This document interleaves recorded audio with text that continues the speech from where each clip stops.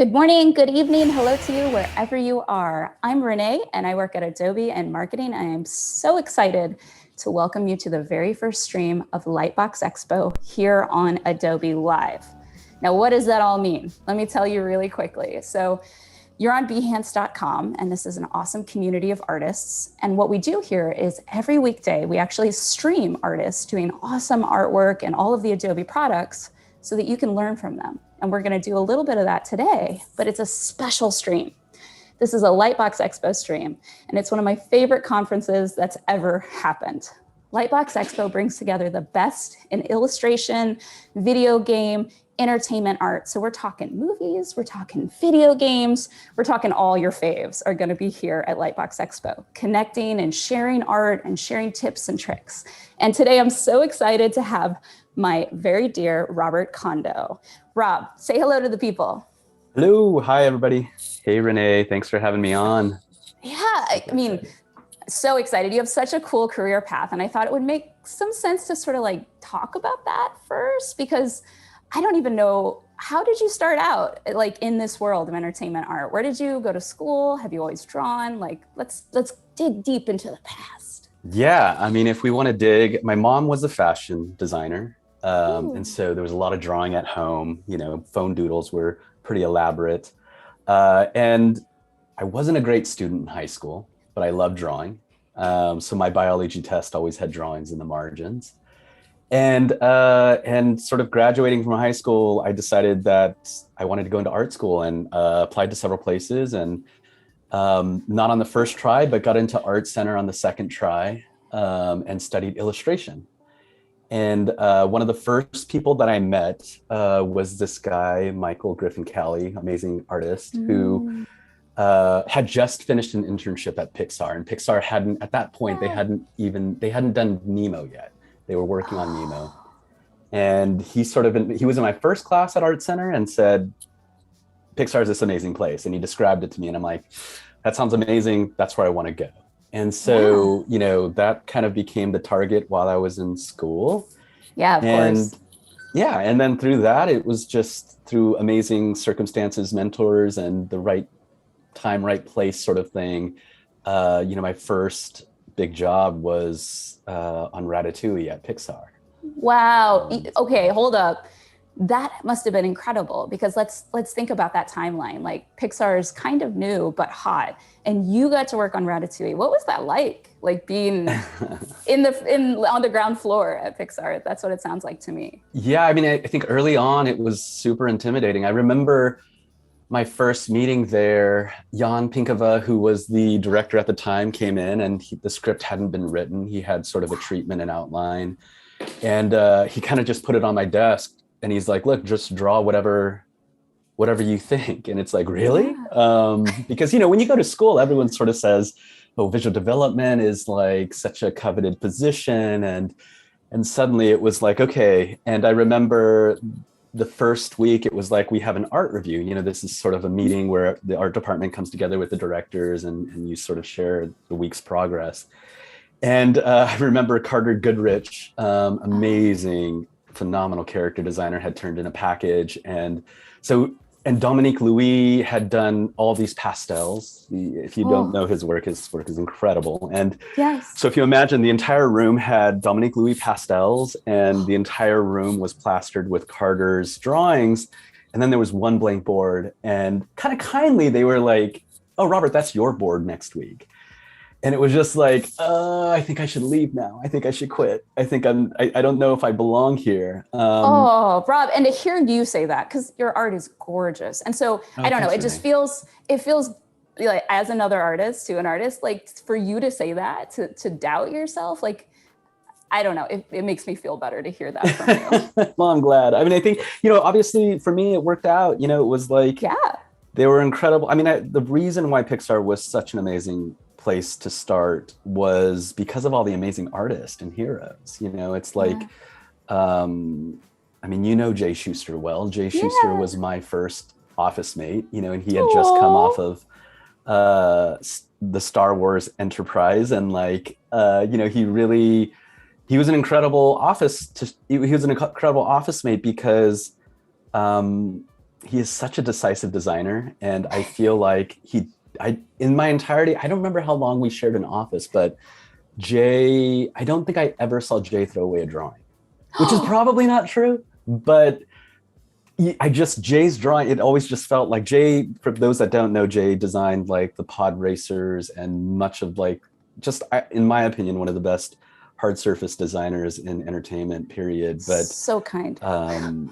But it was like one of those things where it's like, oh my gosh, like I just looked at this guy's artwork in the art of books throughout my college, and now I'm sharing an office with him, and the myth is real. Like this guy is the real deal, and so I think in that way too, it's like learned a lot from the people around, mentors, and just absorbing. You describe Pixar and it sounds like everybody's dream true. I know everybody out there in the world is like, like listening to you speak about this, but let me surprise them with what happened next. You left Pixar. Like, and I think people will be like, wait, how do you do that? Why? And of course, why? And of course, I know what it's like. Even when you've got something that's amazing, sometimes there's more you want to do. And so maybe tell us a little bit about how you started Tonko House, which is what you did. You went off to start Tonko House, and what that felt like. Yeah, I mean, it was, so I worked on Ratatouille, Toy Story 3, Monsters University. I did some work on Coco and Wall-E, and production designed a few shorts there, and things were going great. On the last day as well as the first day, there was still that level of excitement for the people there.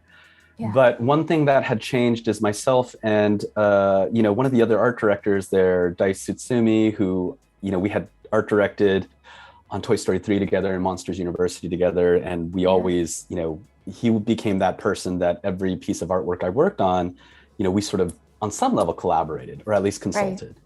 And the art department, for a lot of people, who are looking to get into the industry, these feature films take hundreds of people. Right. And the art department is just this little group within that sort of, helps push that along. And Dice and I just wanted to get a greater perspective on the art department and filmmaking. And so we decided to make this short film called The Dam Keeper. And the two of us, after working together, paint very similarly. And so, or at least Ken, I learned a lot from him. And we decided to do this moving painting, this animated painting idea. And that sort of became The Dam Keeper. And that short film that we made while we were at Pixar through their extracurricular program, we did everything we could to make it a full film experience. So the first time we edited, we really wrote something. The first time, our producers were producing, and we rented a space across from Pixar, and we did it as much as we could to learn as much as we could. And it was really, I would say every day on that short film was exhilarating and exhausting and terrifying. And I think it's sort of like going away to college, you sort of think like, okay, we're going to do this big adventure and it's got to be all these things. And when we came back to Pixar full time after taking a little break, it felt like that too. Like we had gone away to college and come back home, and everything's the same, everything's great, but we've changed. And I think we really got addicted to the feeling of pushing ourselves on that level to really experience things that excited us, but also terrified us. That's so powerful. Like what I can't imagine what that was like, because you do change, right? It's you're speaking about the hero's journey. Honestly, you went away and when you came back, the world was not the same. Yeah. And I think with that, we realized that Pixar was a place that was established, by the Ed Catmulls of the world, the Steve Jobs of the world, and the John Lasseters. Yeah. And as amazing as that place was, we also had our own stories to tell, and we had our own journey. And I think at Pixar and within the concept art world, I felt like I could start to feel how my career was shaped. I could see like all those things that when I started were like goals were suddenly achievable. And that scared me, to be honest. Yeah. And so when I thought about Dice and I working together to start Tonko House, suddenly the potential felt like starting all over again, where it would just felt like the horizon was clear and we could go in any direction. And that's what it's been. It's been 7 years. We stepped away, no regrets. We miss people, but it's been an incredible journey. And and that's sort of, we had to explain to our families we're going to leave Pixar to go be in like a tiny 10 foot by 10 foot room and try to make our own stuff. And they were, What a conversation that must have been. there was a lot of wine. But Well, yeah, it was great. That's incredible. And I don't know, you just got me all jazzed up thinking about that journey. And I'm really excited to see your art. But first, I do want to do a shout out to the chat, because the chat is blowing up. Everyone's freaking out. They're all excited about Ratatouille. They're excited about Tonko House. We've got people from Peru, Minneapolis, Glasgow, Toronto, Moscow. So yes, this is live. Some of you were asking, you are live. And if you've got questions for Robert, you can put them in the chat and I'll try to feed them to him slowly as we look through his art and have some fun creating in Fresco.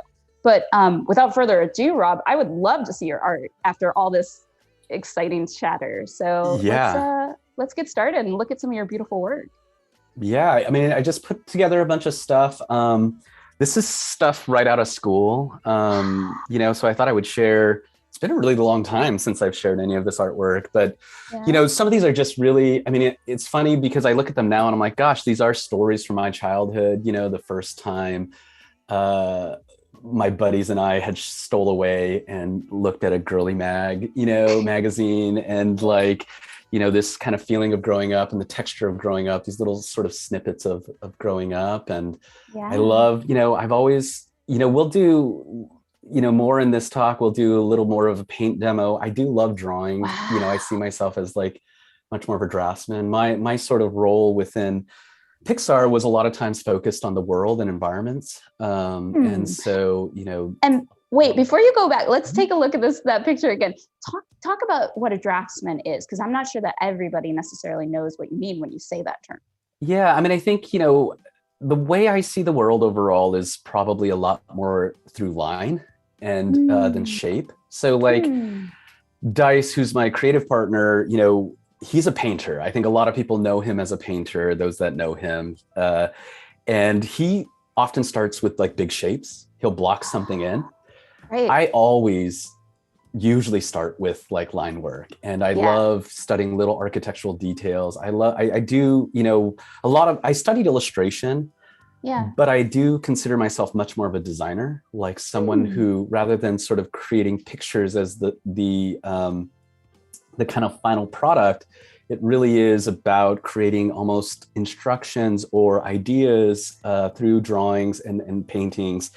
But you know, it really is much more for me about refining a process, you know, of solving a problem than sort of creating like something final. I think a lot of people see this and they're like, oh, okay, yeah. I mean, you paint. And it's like, well, yeah, but I sort of look at this as like, you know, I put it down as quickly as I can and I move on. Is sort of the idea to try to capture a tone and a feeling overall. Oh, so cute. Who is this little samurai? I don't know. It was just, you know, it was a project in just after school that I had thought about doing this little samurai story, and it never went anywhere. You know, it kind of resulted in sort of some fun design work. But you know, this is also me starting to just really play with digital work and try to make it look like painting. Right. So, is this some of your first digital work? Did you do digital only in school, or? Early. Yeah, I mean, I think, both. I mean, you know, back then, Photoshop and painting, you know, there was not as much as there is now. I'm making myself sound so old, but no, you are not. But it was, you know, what I love about the computer and working digitally is that it is so great for design work. It's great for like, oh, I don't want it to be blue. I want it to be purple. I want it to be this. Iterative process. Yeah, exactly. But the hard thing is that, and what it does so well is like you can draw a perfectly straight line so effortlessly. Right. But we all know that these things are not so easy, gradients, all that stuff. And so I think a lot of times working digitally, some of the challenges manufacturing those natural mistakes that happen in painting. So like the little scuffling on the edges, the underpainting showing. And so I think this is really me experimenting with how to get those things that I love about real paint and real the real media that's non-digital. Right. And, you know, quickly, because I'm seeing a couple questions about storytelling, and like a couple of people are saying, like, was it hard to switch to telling your own stories? And did you feel like storytelling was difficult when you actually, you know, moved over to Tonko House? But what I'm understanding is you were always telling stories in your art, right? Like always, that was part of it. So it's not like it was unnatural for you, right? Correct. Yeah. I mean, I think like, working on, so this is like Ratatouille, but working on, Ratatouille, for instance, it's important for designers to empathize with the story that is being told. So even though there might be a director or a writer or somebody who's like really pouring themselves out onto a page, it is, I think, the role of an artist, visual development artist, any artists that are working in these large productions to find their connection points through story into the characters, into the worlds. And so, it's like, what does it mean to be like a great chef who has lost their way, lost their purpose, right? Like eating a little hamburger. What kind of world do we create for that character? It's like a cluttered world in which there are all these posters smiling in at him, his own face smiling back at him. But here he is eating sort of a burger, like something instant, and lost like the frozen food. Exactly. Yeah. The Chef Gusteau frozen food product that he makes.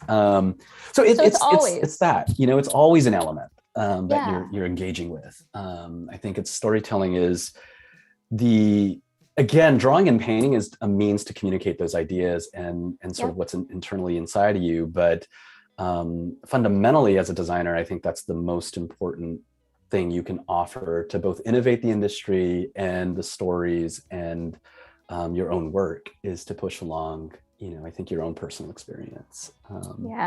I agree. Oh, this is so beautiful. Yeah. Renee. You tell me you're not a painter, and then you show me something like this, and I'm like, Robert, what lies are you trying to sell me here? I think that what I really mean, it's like drawing and painting are not that far apart to me. Right. There's sort of fundamentally shared principles, but I think it's sort of that innate quality in which I approach the world, I see the world, and where my comfort lies. I know that this is sort of a lot more of a mental exercise for me. It doesn't quite flow. So as much as I think people see the end product and have their own ideas, I know for me, this is very analytical to be able to drive towards these end products. It's a lot of sort of thinking about, oh gosh, how does the light work? How am I staging this? Whereas when I'm drawing, I feel like there's less of that process thinking. There's less of that technical thinking overall. Okay. So drawing and draftsmanship maybe is more of like nailing it down. But then when you're creating the environment process, you're sort of absorbing everything that could be affecting the artwork. Yeah. And I think like anything, it takes hundreds of people. And so to make these things, so thinking singularly about, oh, this is my only part, like I'm this little tiny cog in the whole machine, versus understanding that someone's going to, whatever I put, like a line that I put down, someone's going to have to build, someone's going to have to texture, so really thinking through purpose and communicating ideas that are hopefully inspiring is important, so it's sort of like, it really is, to me, a means to an end. And this is where I feel like, drawing and painting for these feature films for giant studios, and then finding a way to tell our own stories, is sort of a seamless journey to me. Because it's like saying, oh, well, in school I studied acrylic painting and oil painting, and then, professionally I work digitally. It's not such it's just a sort of an aspect of learning the tools. And not so much, so singular, I guess. That makes sense to me. Now, before we go too much further off the monster, because this is incredible. I love Monsters University. Oh, thanks, Renee. Such an amazing film in so many ways. And what I love is I watched an interview with you and Dice sometime in the past. And so this knowledge is just like trickled in my brain. It's back here. I don't remember, but I do know, and I'd love for you to talk a little bit about lighting in this movie, because I know you thought about how lighting was a storytelling element, like Mike Wachowski getting off the bus and stepping into the light, and how like that could be more impactful if you had those sort of moments. And like, it's kind of mind blowing, that attention to detail. And so like, I don't know, how did you guys come up with that? Honestly, like, how did you make sure that the light was a story beat or a story character the whole way through? Because you did. Yeah, I mean, I think that's a huge aspect of collaboration. Dice is one of those people who, when art directing a film like this, these little ideas. So, for instance, the idea would be that the film is Mike Wazowski's, and Yeah. Mike has these huge goals. He wants to be a scare. And we thought about how do we visualize that? Like, what does it mean to go towards your goal? And Dice had this really brilliant, simple idea of like, what if he's always just going towards the light? Yeah. Just always, and whenever there's an obstacle, it's sort of this shadow that's between him and the light. And so when he arrives at school, there's this quality in which, well, he's going towards this scare school, which is sort of the main building on campus. And the whole time he's going towards the light. So, it's the role of the art directors and the art department and the teams to take these ideas and make them visually appealing, which is challenging. But I think that the ideas, the conceits are actually the credit of, a combination of things, the art directors, the director himself sort of embracing that idea and reinforcing that, because those ideas only work when they're consistent. In other words, like if it's only sort of like, okay, that's a cool idea for that sequence, but next time it sort of starts to break things. So it takes an incredible amount of discipline. And I think also planning, these sort of color scripts and things like that, and creating paintings. I think like something like this, for instance, again, working digitally, you take something like this, which is a set design, but then you take that idea of like, okay, but this is what it is, populated with characters, and the actual lighting of it would be something like this. And this is sort of for the set design, but this is working so closely with Dice in the lighting art direction. And, and that arrives at a place where you have simple things like this, what you're talking about, where it's like, well, Mike is going towards the light. So the school will be backlit. The school is the next obstacle for him to overcome. He needs to go from this hopeful place in the light into the shadow of the school, which is both intimidating, but also hopefully awe-inspiring. All the way to arrive into the center of the, the scare school, which is this completely darkened space where it is meant to be intimidating and scary. And and again, this is where there's a lot of coordination. Where do we put the windows? How do we stage this so that that motif continues? And then at the same time, really creating instruction manuals, almost like our IKEA instruction manuals as to how to build stuff, how to put things together. Robert, this is incredible. Like, I feel like you could have built this, like that's what's so beautiful is seeing this draftsmanship and seeing like, wow. And of course someone did, right? Somebody took these incredible drawings and they literally went to a 3D program and, made it precise. And that's why you needed to develop this content. But I hope some of the questions in the chat were around this, like, how do you think about story? How do you like think about draftsmanship, and how do you combine it all together into something that makes sense for a movie? And I feel like you've answered that. You're never not thinking about it. You're thinking about what the characters' motivations are, how you can represent that visually, and then building it through how they move through the world.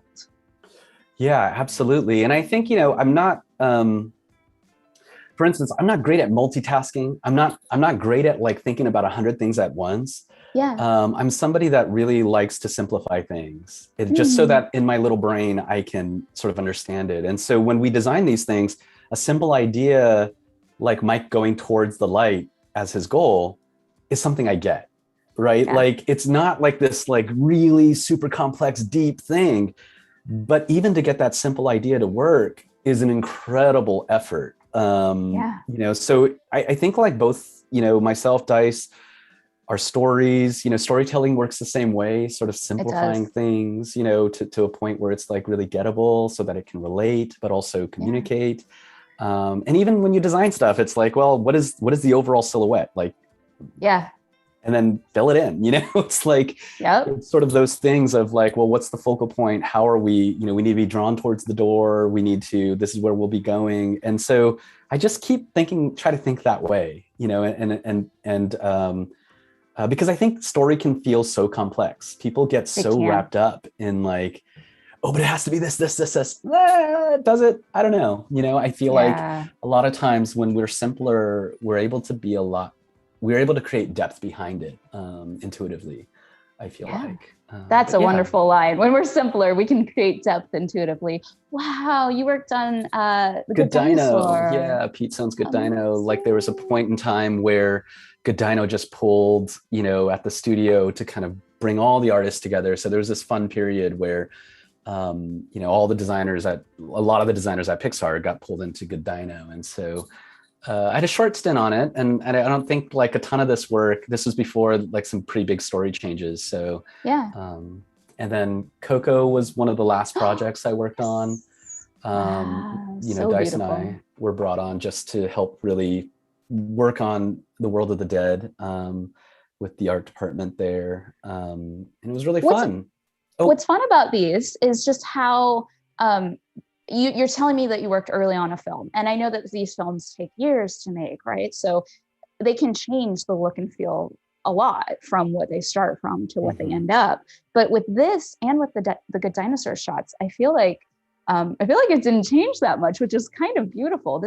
This really feels like what the look and feel of the film actually captured, especially with all the marigolds there and all the colors. So that's just really cool, because it's not often that the concept art looks like the final, like completely, when you're early. Totally. No, you're so right. I mean, there's usually like hundreds, if not thousands of pieces of artwork, that go out there. And in particular, what was interesting about this was that, Dice and I, who were working on Coco, left early on. That's right around the time we left the studio. And so we had done all this work and we really felt like, I don't know if it'll end up influencing the film because we won't be there to see this through. And very fortunately, we were really pleased to see the final product. And of course, like it was taken beyond what we had put out there in a huge way. And what they executed was beautiful. But also there were some ideas that we really felt like, oh my gosh, like that really stuck around,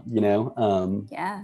And I also really think, there's aspects of, right around Coco 2, we started to get more bold of like pitching things, little ideas like, what if, there was sort of a parade and sort of in anticipation of that, all the decorative lights went off, but then you see this sort of light travel through and you get these like wonderful floats, and all of that is sort of from this overcast style painting. And we just use a lot of Adobe Photoshop adjustment layers to get to, storytelling out a lot of mileage out of like a single painting. Right. You don't have to paint every single painting. You can just modify it into different iterations. Yeah, absolutely. And so, cool. It was fun. And with that, we sort of started Tonko House.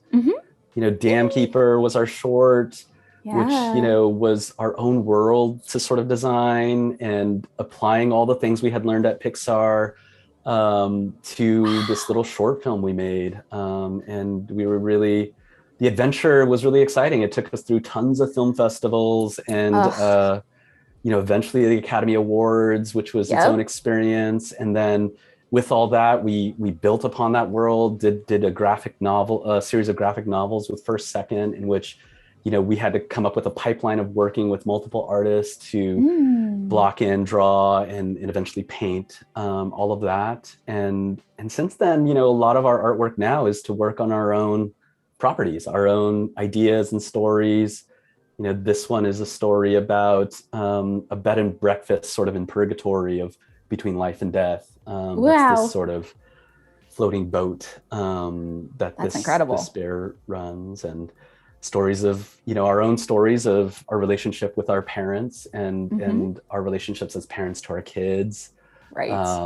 So all of it it's been an adventure. And I think like, for people that were wondering about how you go from an artist to then telling your own stories, it's pretty seamless. It's like, it's the same thing. It's just that there's a lot more accountability when you're telling your own story. I think, you don't have anyone to blame. I think what's wonderful about Pixar is like, you're like, there's so many brilliant people there that it's like, if I do like 70% today and, 110% tomorrow, it'll all work out in the end. Like you have confidence in that, the people around you. Whereas when you're out on your own, it's a bit of like, it's just like a bit of, exactly. You're just a bit out there and you can't blame anybody, and you just have There's each other. beauty in that. There's beauty There in is, owning that. yeah. There's beauty in that agency, even though it's scary, you know, like, you know, you did it. Yeah, it's not unlike the first feeling of going into Pixar and seeing those boards. You know, you're just like, wait, should I be doing this? Is this a bad idea? You know. And this is from our latest project, Oni, that we're working on with Netflix right now. Dice is directing, and you know, I serve as like an executive producer on it, but also as the production designer. Nice. And so it's been really fun. And then also this week, just yesterday actually, in the trades was announced that my latest book will be with First Second, this book called Curiosities. That's a collection of poems and illustrations. This looks so cute. Oh my gosh, I love it. But yeah. So you're a poet as well. Gosh, well, Robert, I'm not. like, this is the first. This is the first time I've really ventured into it, and I've loved it. You know, I've loved doing. It's sort of this book of poetry for my daughter.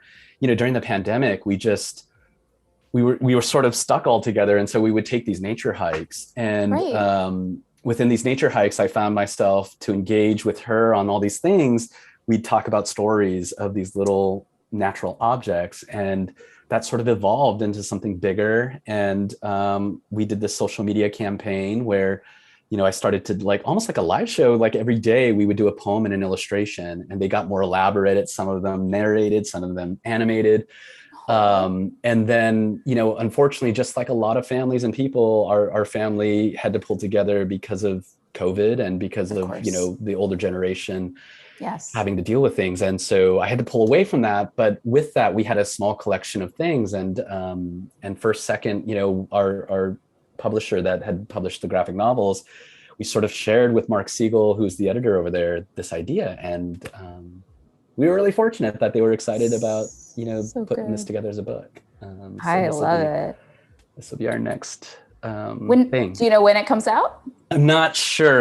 We still are. Right. I'm still writing some of it and illustrating some of it, so I think it's a little bit on me. But yeah, soon, hopefully. All right. Well, definitely let us know so that we can buy it, because I want it. Definitely. Awesome. Thank you. Oh, this is so cool. All right. So we're going to watch you draw, right? We're going to get into actually drawing. If you're done showing us your incredible art, which, you know, I could probably do this for another hour, to be honest with you. Okay, cool. While you get set up, I'm going to just chat to some of the questions that were in the chat pod. So many people love Tonko House, for one. There's so many people just giving you shout outs, just so excited about all of it. From SJSU, I'm not sure who they are, but maybe you do. That they had must be the San Jose University there. And then there was a question about, do you feel like working with Pixar helped you when you went out on your own? And I feel like I can confidently say that, like, that does help you. Like, having that structure and having that form before you go off into the world, it's kind of like going to college, how college helps you, right? Like, that's why college is important. It's because it gives you the structure so that when you go off on your own, you can have that structure, in my opinion.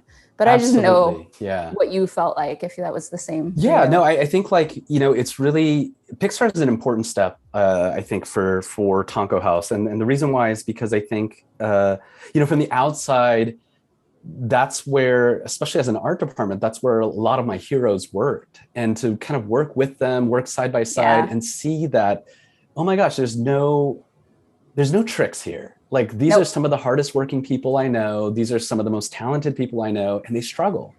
And their struggle is not unlike any other struggle that I experienced while I was in school or anywhere else. But to see that, it takes away a lot of the mystery. And it also gives you a sense of confidence, I think, that, oh my gosh, like, this is what it takes to make something great. And it's not easy. And it does take, more than anything, hard work and perseverance. And of course, talent and the right mix of people. And I think, like, seeing that firsthand and understanding that, like, Tonko House ripped pages right out of the Pixar book, right? Like, we didn't, it's just like art. Like, I feel like I'm not trying to invent art. No. I look at all my heroes, I go to the museum, I go look at a John Singer Sargent painting. I'm like, I just need to steal that right there, you know? And it's the same way. I think it's sort of like, you know, there's so many things that Dice and I don't know in starting Tonko House that we're not trying to be inventive. You know, I think we're trying to build upon our life experience, including Pixar, to be able to, our attempt at being the best that we can be. And whether or not that is great or not, I don't know. I just think there's a level of confidence, I think, that comes with, that aspect. I mean, that's the human condition. That's why we're all here, right? To try and be the best that we can be. It looks like you've opened up Adobe Fresco, which of course is my favorite app in the universe. I'm proud to be a part of the Fresco team. If you haven't out there in the world, y'all, while Rob's getting set up, let me tell you a little bit about Adobe Fresco. It is a free app. There's a subscription, but you can get all the goodies for free, for nothing. And let me talk about some of these goodies. They're going to be these amazing tools that Robert's going to show you today, including live brushes and pixel brushes and vector brushes all at once, all on the same canvas. It's also got unlimited layers. And yes, you heard that right. You can't make as many layers as would crash the app. That's how brilliant it is that they set this up.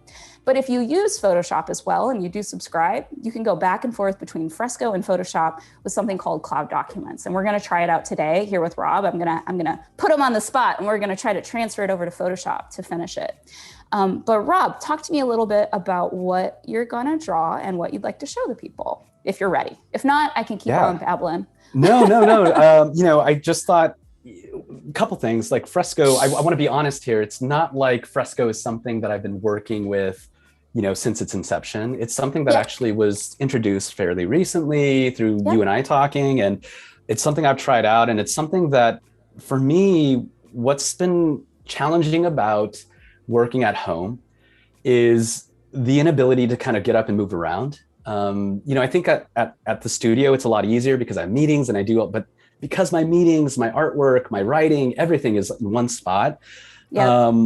My mind gets stagnant as I sort of just sit in the same spot and all these things start happening in front of me. So a lot of what I have to do a lot of times is put down big ideas. And I think that's where being able to work on the iPad, work on Fresco, that's mostly what I do. It's to be able to put down quick ideas. And that's what we'll talk about today and show a little bit of what I mean by that.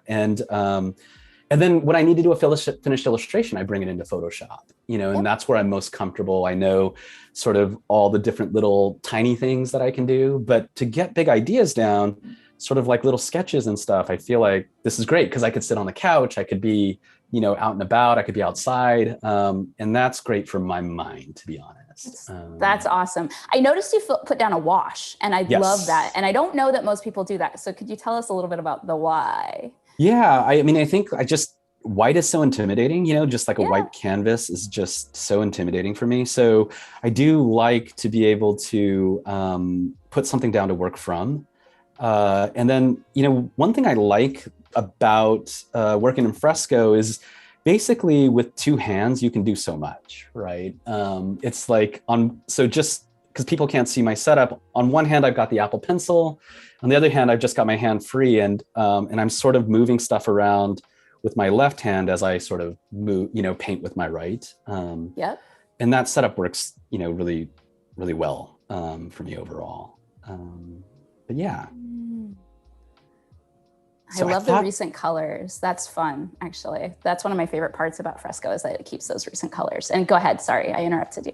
No, not at all. So today I'm just gonna, our latest project, Oni, is on my brain. It's something I've been drawing on for the last year or so. And so I'll just do something quick. I obviously can't give away story stuff because the team would kill me, but I would just, I just really just start with what I love about this overall is this little watercolor tool.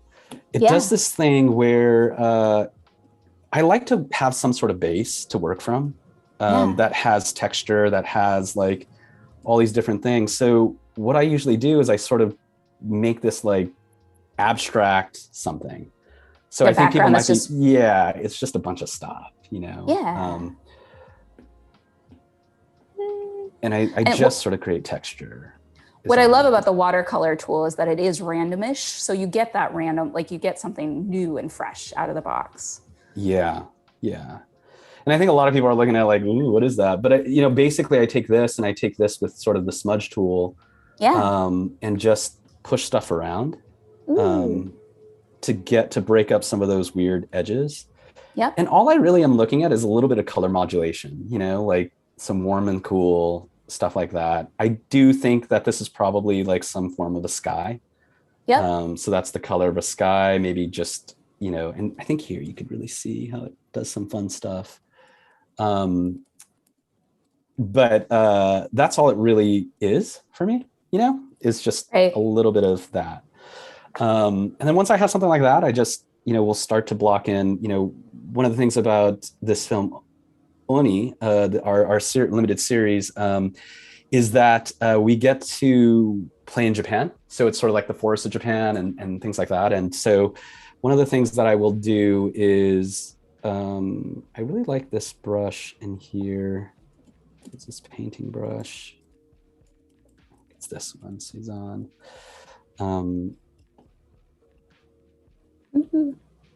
It's sort of.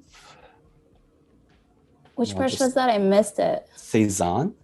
Oh yeah. Yeah. That is a good one. It's really fun. It's got like the color dynamics. I'm pretty sure Kyle Webster made that brush. Oh yeah. Yeah. It's awesome. So nice. It just gives me a little bit of flexibility and this is just like a big, rock, I guess. So I'll take something. You like rock.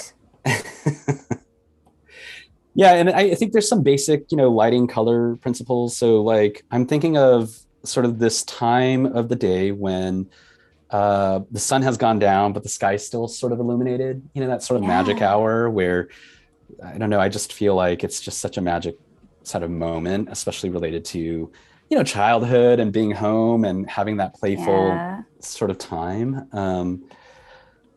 And makes me feel warm inside, warm like the color that you're painting. Because I do want to point out that you went warmer when you went to the bottom, and that felt intentional.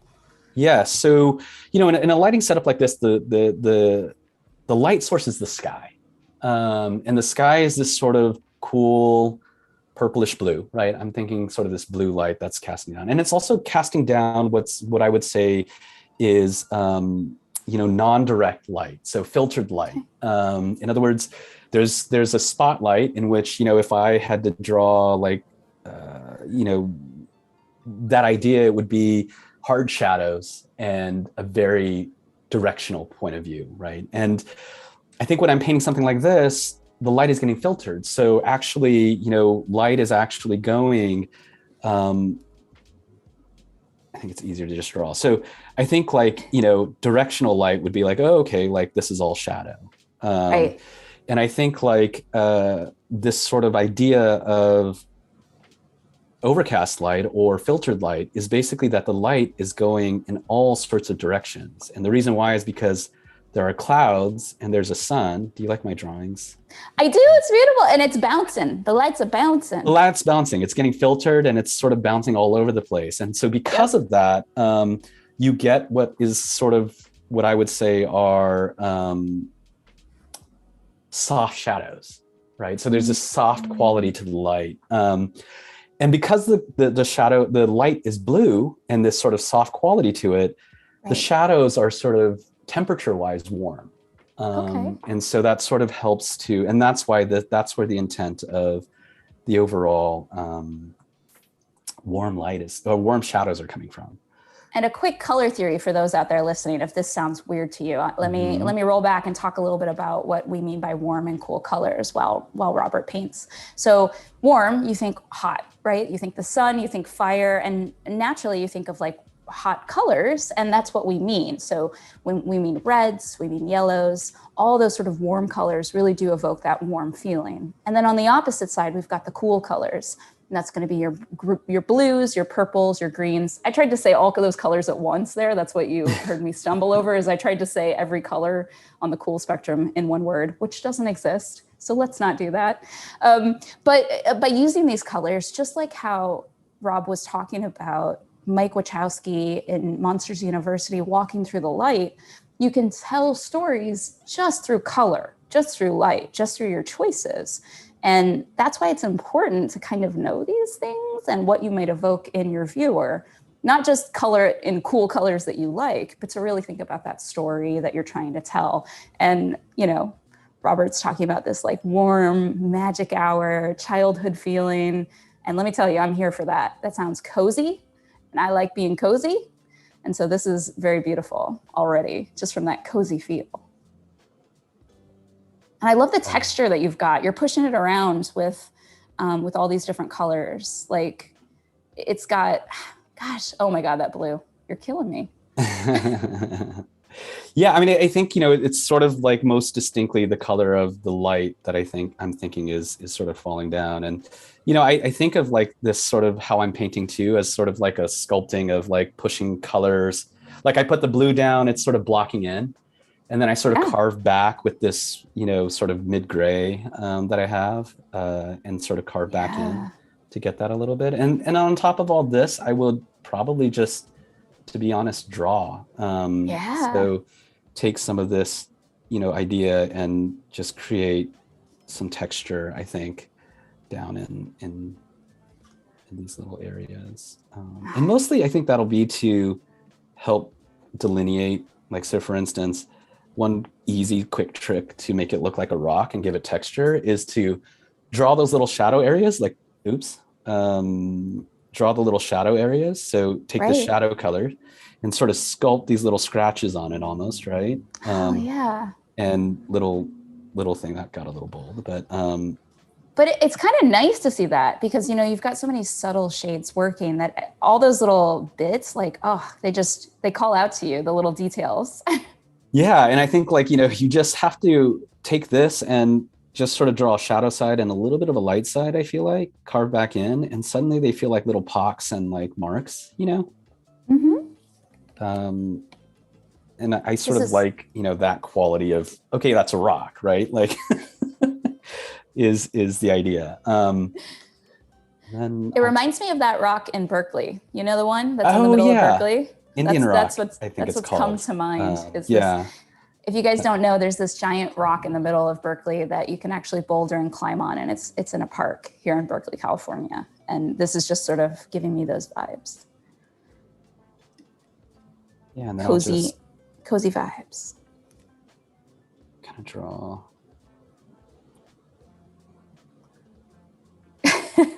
Someone's you got a sweet call out in the chat with someone quoting you, I think in lines, and then Robert proceeds to block in shapes with big bold colors. I'm doing my best to be a painter. You're a great painter. You're a great painter. I think that's what's interesting is like, and it's beautiful because we all have those anxieties as artists, right? Where we're like, oh gosh, I don't know what I'm doing. And then you proceed to really know what you're doing in front of a live audience, like, well, I think, relatable. Part of it is that like, maybe part of it is, definitely part of it is a huge part of it is insecurity. I mean, I work with, Dice Tsutsumi, who, to be honest, like that guy is just an incredible painter. And so I think it's a little bit of also like me telling myself like, Dice is a painter. I'm not, and there's a little bit of a self-defense mechanism there. For sure. I get that. It's sweet though. It's fun. And I do the same thing. That's why it's so relatable. Yeah. I mean, one thing I like is this little, this guy, what is it? I don't know what it's called.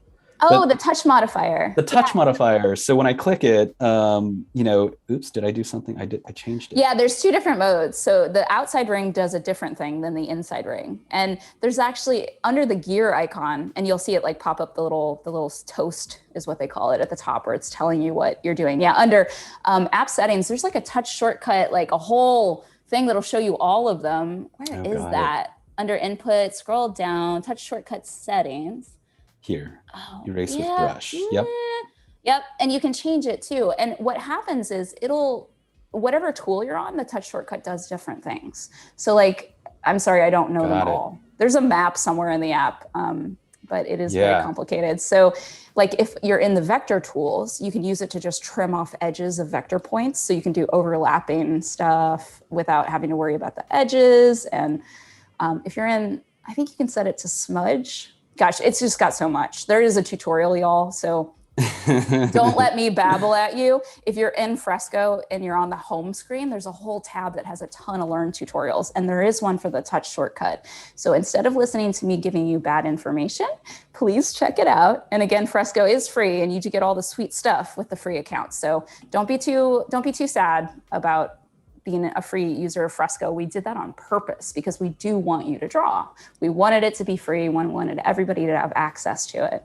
And the only thing that's behind the paywall right now are extra brushes. And those are those sweet Kyle Webster brushes that everybody loves. But you get something like, gosh, 200 brushes with the original version, with the free version of Fresco. And then you can add library brushes as well. You can get added to libraries. So it's not really, it's really only if you want Photoshop that you should buy Photoshop, and then you get Fresco as well. So pretty competitive and we love it. And of course, you know, I'm an artist too. And it's not like if I see somebody with colored pencils, I come and slap the colored pencils out of your hand and like go, you should be watercoloring, you know, like I don't do that. Right. And so if possible, I think it's important that all of us don't do that to each other. If you like other tools, that's okay. It's fine. This is a big, beautiful world where we can all enjoy art and we can all use the tools that we love. And we can even use them together because that's how much cool stuff we get in this digital age. So don't forget that. And it is totally fine. All art is valid and all methods of creating art, I feel like, are valid. It's all about creating that story that Robert was talking about. Telling your story, solving problems, and making beautiful, cozy art and rocks. That's what's important. Rocks. Not what you use. It's that you use it. Absolutely. Okay, sorry, I had to rant a little bit. No, that was great. That was great. So I'm just drawing our little character up here, kind of chucking rocks off the edge. So I'm just blocking in. I'm sure a lot of people are like, wow, for someone who's a professional, that doesn't look like much. But it will. It will. No, it will. Everybody starts with a sketch. We all put our pants on one leg at a time, right? So we all start with sketches, right? And then I've got some questions in the chat. So yeah, you can add your Photoshop brushes. You have to make them in libraries. And then the paid version allows you to actually just access all Kyle's brushes and import ABR files and stuff. So there is a page on that in the helpx. I should probably find that link so I can help you guys out who are having questions. I do have a question that might be interesting, though, that you could maybe noodle on while you're painting, which is Sam Peterson wants to know if you have exercises that you feel are the most useful for capturing color and light in this beautiful, realistic way that you're showing. Yeah, I mean, I think, you know, at our studio, especially when like we get interns and things like that, the thing that we really hammer on is observational painting. So going outside or even setting up still lifes within your own sort of space to really study how light behaves, because I think nature really is the best teacher when it comes to a lot of this stuff. And it's not, you know, again, it's a lot of my, so, you know, in school, a lot of times at Art Center, there was a huge emphasis on figure drawing. And drawing in front of the figure, things like that. And in the same way, I think, you know, that observation, a lot of those drawings that I did looked awful because a lot of times they're just notes on studying the figure.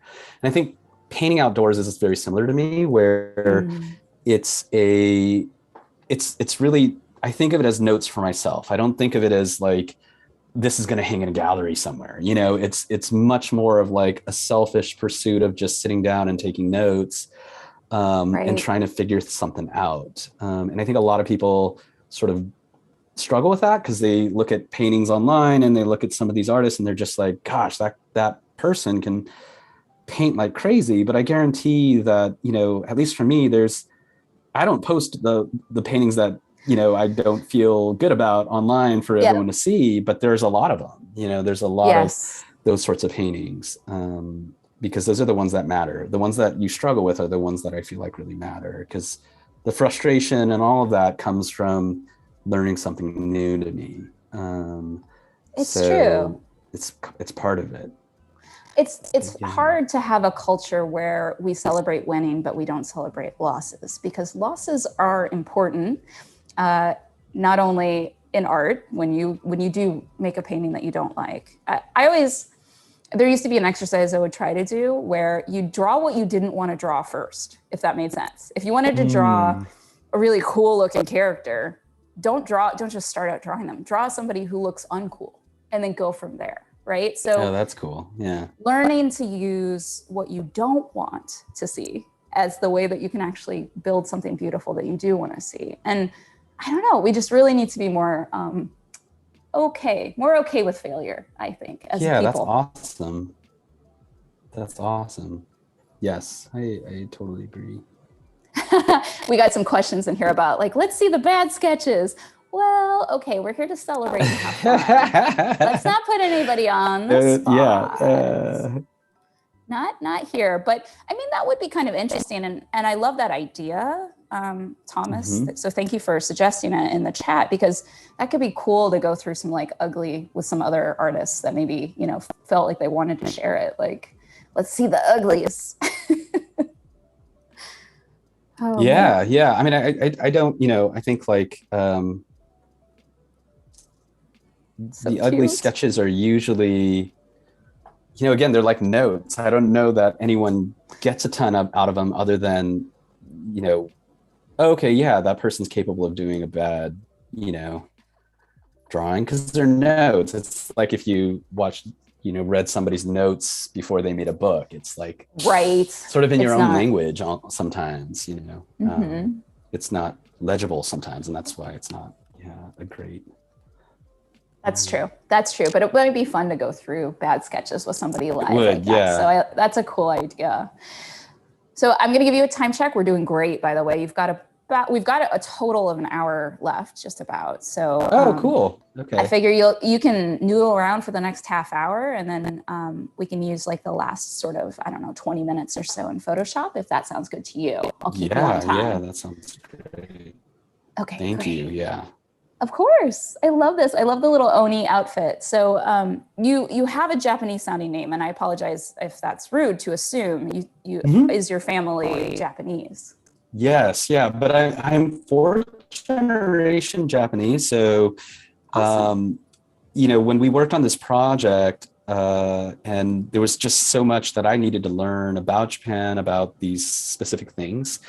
And so, you know, it's not like, it was a great project for me to work on, also because there's that quality to it in which I felt like I could connect to, you know, I don't know, roots, or, you know, that sort of part of me that always wanted to know more about it, but never made the time or never found the reason. And it just, you know, kind of lands at the right point in my life too, where we do so much work in Japan with Japanese partners, and so it's been a really great experience to learn more, you know, overall. That's great. And if I understand, the Oni is a demon, right? Yes. Yeah, Oni's like a creature sort of from, you know, Japanese folklore. In Japan, it's really amazing because every region has their own sort of folklore. Oni is like an idea of this demon. A lot of people think of this like red demon, horned demon. And there's so many stories about different kinds of Oni. And what's really fun about what Dice is doing and everything is it's sort of his take on all of that folklore. And so it's really, you know, instead of this really menacing, crazy looking demon, he's done this really appealing looking demon overall. That's been fun to work on. I like the scale of it being a little bit, the rock being bigger. Yeah. That's cool. Wow. I like how it's only been like, gosh, you've only been drawing for like not even 20 minutes maybe. And it's just, I'm already so impressed. It's so beautiful. Thanks. It's it's nerve-wracking. No, Drawing you're in front of doing people is fun, but amazing. You're it's doing also amazing. And trust me, there's so much love in nerve-wracking. the chat for what you're doing. And so much, I've got people saying like, this sounds like this is like a couch. Like I'm just sitting on my couch with my buddies and talking. That's the kind of vibe, which I love. That is the vibe Yeah. I like to bring here to Adobe Live. So, you know, y'all out there in TV land, come back to Adobe Live and check out what we have, because we've got awesome artists like Robert all week long, every week long, so you can chill out and have fun. You can put it on the background and create while they're creating, or you can just, you know, if you're feeling lonely in these weird COVID times, just hang out with us. There was a question in the chat. Robert, you keep painting, and what I'm going to do is try to do my best and pretend like I understand production roles at Pixar, because Mindy in the chat wanted to know, like, what was your actual role at Pixar? And so I'm going to rattle off some terms, and then Robert's going to tell me if I'm wrong or not. So from what I understand at Pixar, there's a bunch of different roles that you might be doing on a movie. One can be a story artist, and a story artist will help sort of create the actual beats of the story when you're actually building a scene in a movie. So they'll set you up with something like, oh, well, Mike Wachowski has to go into the building, and what happens when Mike walks from the steps all the way up into the scare building, excuse me. And as a story artist, you would do quick little boards. They're usually known as storyboards, but you're actually showing the real action. You're giving them sort of the character acting in that. And so that is one job. That's not what Rob said he did, and he can tell me if he did other stuff, if he did that. But then there's also a concept designer. A concept designer would either create the backgrounds or the foreground characters, right? And that would be somebody who creates the actual look and feel. So what does the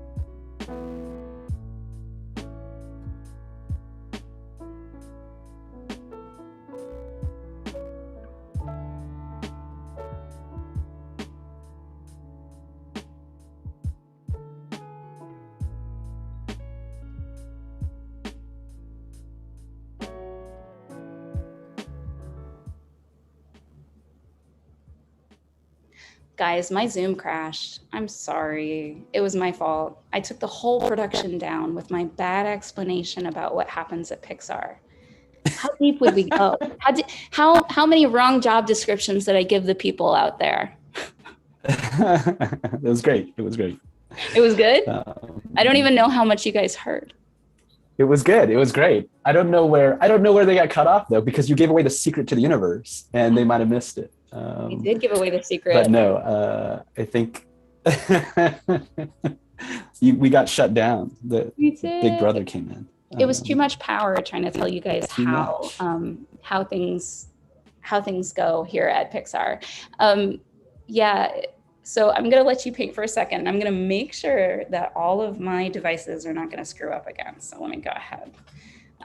Oh, you added a staircase. I did, yeah. It's sort of a carved in little staircase to the top of this rock. That's amazing. Oops. Let's see if that helps with everything. We'll see if that works out. Now I'm gonna ask the chat, my dear friends in the chat, to let us know maybe where I was just about to explain the concept artist role, says Sally. Well, and I apologize if I'm saying your name incorrectly. I'm not great at names. Concept artist is, it's kind of a weird one, Rob, and maybe you could talk a little bit about that, where most people are concept designers nowadays, don't you think? Yeah, I think that is the question sort of like, what is a concept artist? Yeah. That's a good question. I think that's a very broad term. And I think if you talk to different people, they might have different ideas. But what I would say is that in order to make, I think fundamentally an animated film, I'll start there, is everything you see on screen has to be invented. Yeah. Or built, right? So even if it's like a cup that you're like, but I know that cup, but someone still has to make it from nothing. And so in order to get an idea like that in the world, and especially, if it's sort of stylized, or if, you're looking at it through a lens of telling story, it needs sort of drawings, paintings. You need people in the beginning to be able to articulate, this is what it's supposed to look like in the end, so that everyone, whole teams can work towards it. Those people that sort of put together those ideas, those concepts, I would say fall under the umbrella of concept artists or concept designers. Are people that are sort of there to help articulate and figure out what is this thing supposed to look like. So I guess that would be my, I hear stab them at it. interchangeably, right? Like people use them interchangeably lately. So they kind of feel like the same thing. And yes. I feel like Pixar basically only has concept designers. Yeah, I think so. And I think, for instance, Disney uses the term visual development a lot, and Pixar doesn't really use that term. I don't know, in the end, exactly the difference. All I think is, the part that I've always loved, that I was drawn towards, is that moment of there's nothing, and then these paintings sort of inspire like a whole team, a whole vision and whole idea. And I think there's that aspect that at least I was drawn towards, I would say. Yeah, that makes sense to me. And I saw a thread the other day. It was actually Tonko, I don't know how to say his last name. Oh yeah, Pantoja, yeah. Yeah, he was talking about how there's a perception of like a ladder to climb in the art world. Like, oh, if I don't become a director, I'm not good or something. And it's not necessarily true. Being a director is like, is taking on many different roles at once, right? And if you just love to design and draw, it's not wrong for you to just love that. You don't have to graduate, right? Oh gosh, yes, 100%. I mean, a lot of, I sort of think of it like, I don't know, those fun film like Ocean's 11. You know, you need like, not everyone can be the George Clooney, not everyone can be the Brad Pitt, but you kind of need like all this sort of ragtag group of people who have separated interests, but a collective goal, to be able to make something of this scale. You know, I think. But having interest in all of it, like having a general interest in telling story, I think is the common, yes, the common thread. But I agree. And I don't think you guys heard me when I was crashing the entire stream and screwing it all up. What I was trying to say was I was talking about how it's more collaborative than people imagine, you know, from being a story artist to being like a visual development artist or a concept artist and even a director. Everybody's relying on each other's ideas to make the best possible story. And so it's not like the director parts the clouds and comes from on high, and then tells you what to do exactly. You know, you're meant to bring your unique creativity, you know, to the production. Yeah, it's so good. I mean, the reason why I love film is because it's one of the few art forms that bring together so many art forms. You know, it's like we think of it as like, oh, we're just focused on the visuals, but you know, there's music, there's acting, there's sound, there is editing, you know, costume design. Like, so all of these things, I feel like that's what I love about film, is that it's a collaborative effort. It's sort of reliant on all these different parts and pieces. It's like an orchestra that comes together in order to put together the symphony that, you know, ends up being a singular experience. But again, like it's all of these things coming together. And I think true filmmaking and storytelling understands on some level how to play with the volume knobs of all those different things. Yes. And I think the art department is a microcosm, or doing art for a film is a microcosm of that same idea. You know, I do set design, Dice does color and lighting design. And it doesn't mean that we don't dabble. Like even here, I'm doing color, you know, to that point. But I think it's that idea overall of, you know, this collaborative environment that if you want to just make artwork, there's also ways to do that, right? Like it's not like you have to be that to work in film. It's just that, you know, that's the part I love. Like if I wanted to just make artwork, I would pursue maybe doing gallery work or, you know, or freelance, do freelance design work for film, you know? Yeah, absolutely. There are other ways. Yeah. You know, what's wrecking me, I don't know if everybody else can see this, but I can see the mouse on your screen. Will you push your mouse out of the way so I can enjoy the mouse. It's on like on your computer for whatever reason. Oh yeah. There we go. Yeah. Sorry. No, don't be sorry. I didn't realize. Yeah.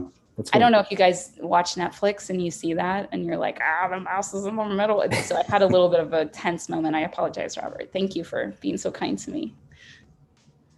This is looking so beautiful. And there's just a lot of love in the chat for everything you were talking about for Tonko and his awesome tutorials, and also just starting the process and talking about concept design and getting started in the industry. People are really excited.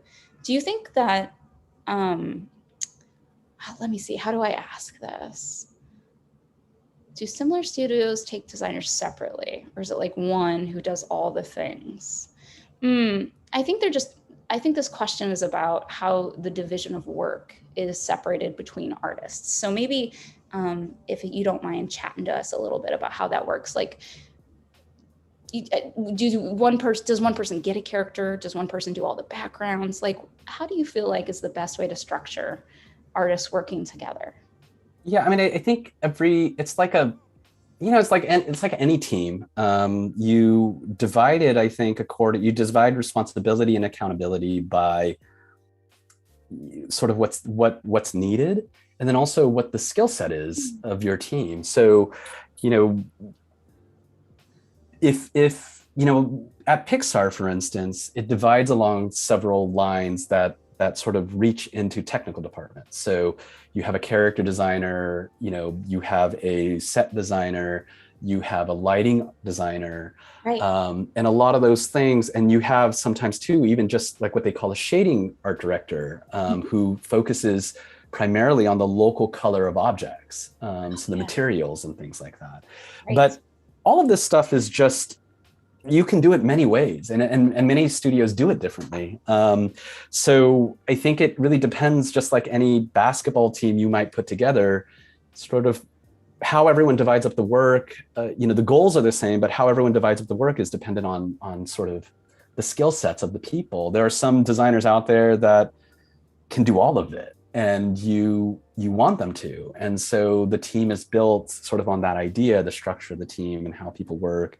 But that's also what I think is so, really cool about it is, like, for instance, I'm a set designer, but I also did color lighting design. I've also done character design. I've also done graphic design, for our films and things like that. So, I think a lot of times, I think a lot of people think about getting into the industry and they think about that entry level position. They think about, like, I just need my foot in the door. And that's not a bad thought. But also, in order to, if you focus on that too much, you end up doing work that I feel like that pigeonholes yourself in a way. Like, you're like, oh, I just need to do a bunch of what they call packets, like instruction manuals on how to build stuff. And I think it's also important to have, like, again, a sense of yourself. Like, what do you like doing? What do you love doing? And what are you really great at? And celebrate that through a portfolio and sharing work and your social media. I think that the industry is so big in that way also, that it might take some people more time, but over time, if that's your passion and that's what you're great at, I do think that the industry is really encompasses a lot, and I do think there's a way to kind of find that. But it does take persistence, and not everyone's going to see things the same way, No, it's true. And you're giving out some really wise advice. So I just want to kind of repeat it. Yeah, of course you want to get your foot in the door, but you do want to be a little bit careful, because in your heart, you've got things you want to draw or you want to create. And if you get known as the person who does something else, you can kind of sell yourself short a little bit. So although, yes, get that PA role, but make sure everybody knows that your passion is prop design or your passion is backgrounds, right? And carry that torch for yourself, and don't be scared to stand up for what you want to do, so that you don't unfortunately go somewhere else with your career, right? So it's not wrong to advocate for yourself. Absolutely. This is so good. How do you feel? Because we've got time. We're doing great on time. So we got about, just about 30 minutes left total stream from end to end. So you could noodle some more, or we could move to Photoshop. Can we move to Photoshop? Is that cool? And I can show a little bit how. Okay, so if you save this, we're gonna be looking at this document screen, right? This is your home screen, and down there in the bottom, you see the recents. If you scroll down a little bit, let's show your screen for just a minute. Let's scroll down. You see that little button? It's syncing. There's that little blue tiny button. Yeah. So let's actually give it a minute before we open up Photoshop, because that's it going to the cloud. Your little document is flying up through space into the world, and then when it's done, it's going to give you that same green check mark that you see on your other drawing. So now we can switch to two heads, but I did just want to let everybody know that that's it. So why don't you keep an eye on that before you open Photoshop, because Photoshop might not show you anything until that's all uploaded. Until it's synced. Cool. Yeah, exactly that. And let me see if I can find some other follow-up questions while we're waiting for it to sync. Okay. So is there a difference between draftsmanship and technical skill? That was a question that we got in the chat. Is there a difference between technical skill and draftsmanship? I mean, I think, like, I'm not sure. I don't think so. the importance of that, right? Like, distinguishing between one or the other. I think that draftsmanship, I think, is just, I use that word, and this might be wrong, this might not be universal, but I just use that word as like a drawer, like, your ability to draw, like draft something, put it down on paper. I think sometimes drafting is considered almost from like an architectural perspective, of like really sitting down to draw plans, drafting like plans that are architectural sort of elevation views, or, that sort of almost like your IKEA instruction manual on how to build something. I think in order to have draftsmanship, there's an aspect of technical skill. They're one and the same thing, right? So that's right. Yeah. Well, it Oh, looks we're like our file is synced. good. Yeah. We're synced. So if you open up Photoshop now, and maybe we'll wait till we make sure that Photoshop is all good. We'll let you switch your screens, and we'll open up Photoshop. And Okay. alrighty. And so we're probably good enough. We're probably in a good place where we can show everybody behind the scenes. So if you go to File, you should be able to open your cloud documents from here. You go File, and you go to Open, just regular Open. And it's gonna open up like this, but then we're gonna go to Cloud Documents. Yeah, there we are. And so there's your Fresco file right there that we were working on, and it should open up.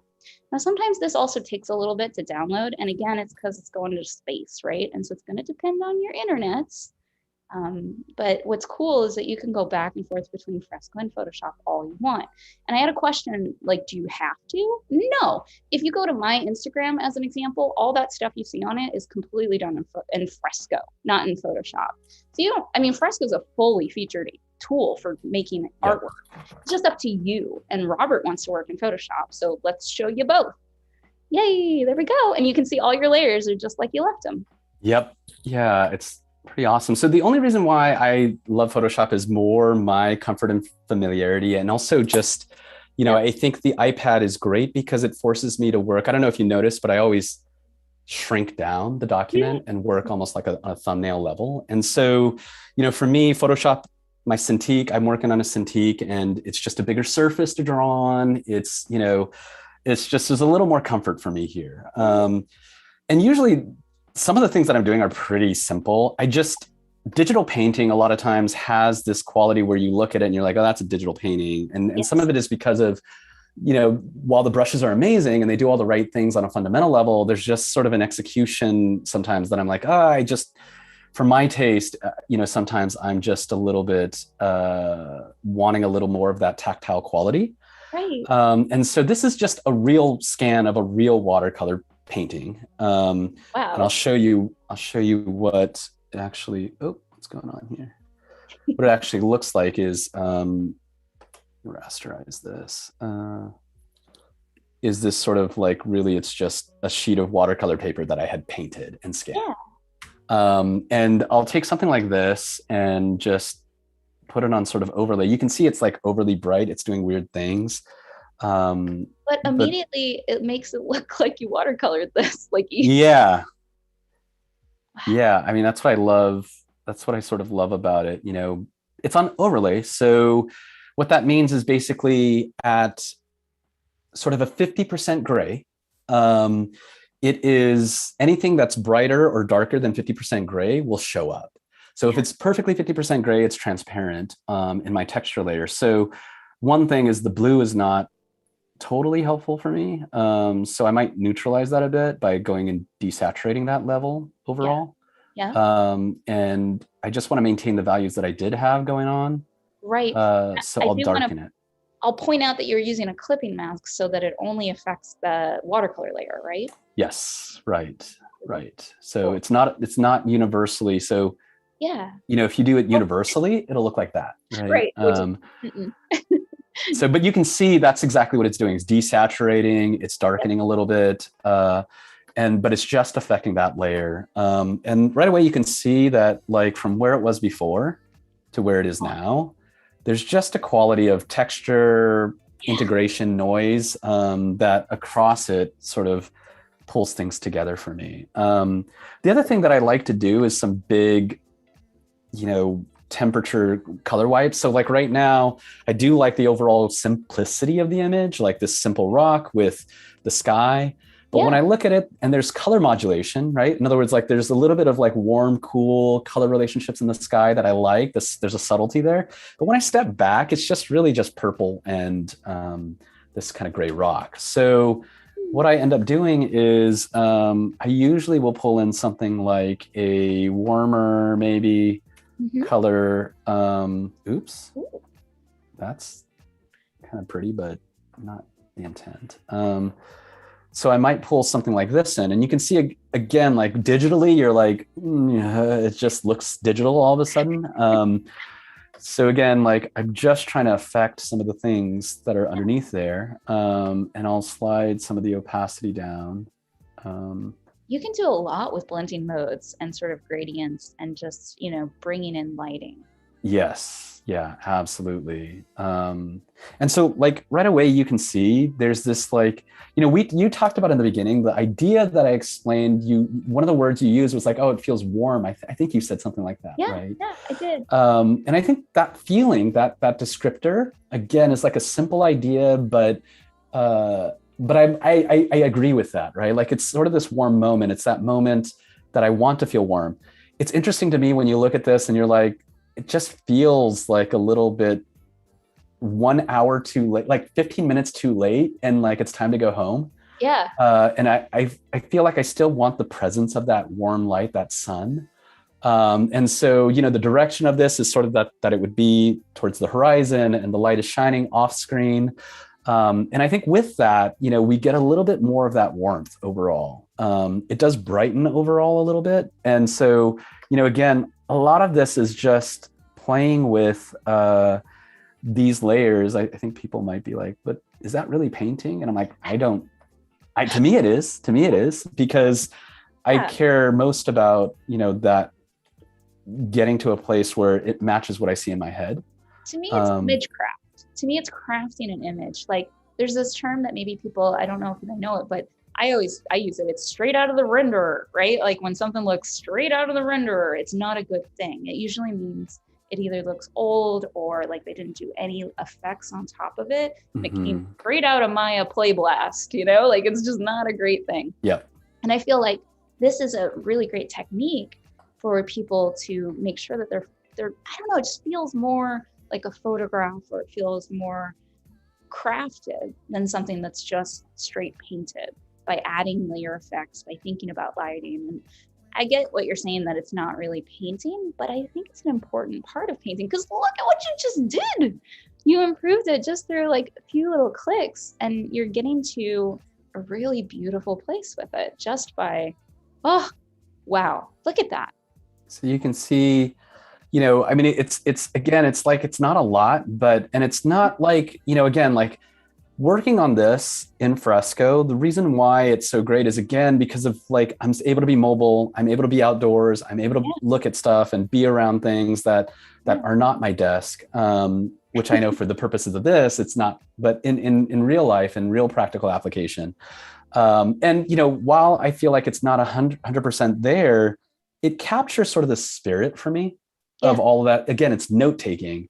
And then I'm able to just bring it back and, really make it a little more into what I would say is like a little more of a cinematic quality to it overall. And it's like some things like, so for instance, in my diagnosing, again, like I feel like a lot of painting is just like writing. It's a lot of editing.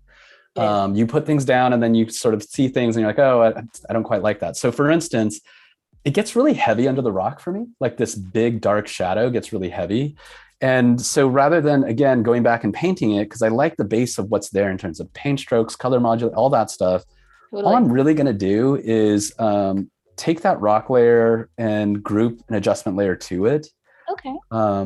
And just play with lightening it a bit. Yeah. And you can get so far with this. What's cool about these, well, I'll babble a little bit while you're doing that. These are adjustment layers, and they're in Photoshop. They're in Photoshop on the iPad, and they're in Fresco. Fresco has a smaller set of just the color-based ones to make sure that, it's going to be like focused for illustrators, because that's why we built Fresco. And so what you can do with them is non-destructively edit the colors that are already on your canvas. And all of them have these sort of boring mathematical equations behind them that you don't want to hear about, but they do different things. As an example, the multiply layer literally multiplies every number by every color. Every color has a number and it multiplies them. That's all it does. And the practical upshot of that is that white becomes transparent on a multiply layer. And so that's a quick way that you could like put in a sketch and take the color out of the sketch. If it was on white paper, you just set it to multiply, and you can paint underneath it and the white becomes transparent. So there's all these really fun things that you can do with adjustment layers. And I'll be honest with you, as much as I understand most of the mathematical equations and what they're supposed to do, I never think about that. I just like go through the entire list, and tell me if you're wrong, Robert, but I just go through the list and just try them all. Like, Yeah. I mean, I really fundamentally, I use like overlay and multiply the yeah, most. Yeah. Other than that, I can't say that I'm completely aware of what it might do to a painting. To your point, you just kind of click through them, and you're like, oh, I like that. Like that looks cool. But what's cool, again, they're non-destructive. So if you don't like it, you can take it away. And then actually in Photoshop, if you notice, they all have a masking layer. And so you could actually paint it in. So say you just wanted the rock to have it on there, you could paint in that mask and just have it be affecting the rock. And in fact, you kind of are, aren't you? I'm sorry, I missed that. You're just painting and you've got that going on. Each one of those little gradients that you've added to your masking layer separates the layer of effect, right? So it's only affecting a little bit of the picture. Yes. Yeah. Absolutely. And I think one of the things, like for instance, right now, what I've done is I've flattened down everything. I still maintain my layers just in case, like in this group, this folder, but I basically take this because what I want is, like we talked about in the beginning, the source of light is the sky. A lot of times when you look directly at a light source, your brain does a lot of work to sort of compensate between light and shadow. And so because of this, there's actually a quality of softness between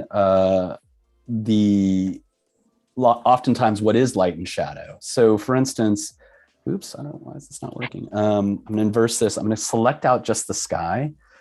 Paste it in here. And one of the things that I can do in Photoshop that again, like, is just like a little bit of a plussing.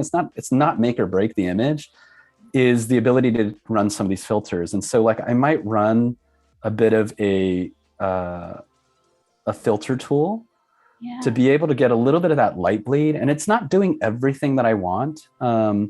Because it's softened out the whole sky and everything. Right. But I think what's really nice about it is the ability to, again, if I have all these things loaded up, I'm just selecting everything. And I create a layer mask using that. What I'm able to do is, it's just, I'm able to maintain my sky, but get a little bit of that light bleed. And again, I don't love losing the entirety of my character. And so I'll just bring back by erasing into that mask. So this is that mask, what it looks like. Yeah. And I'll just bring back some of that. That's so effective.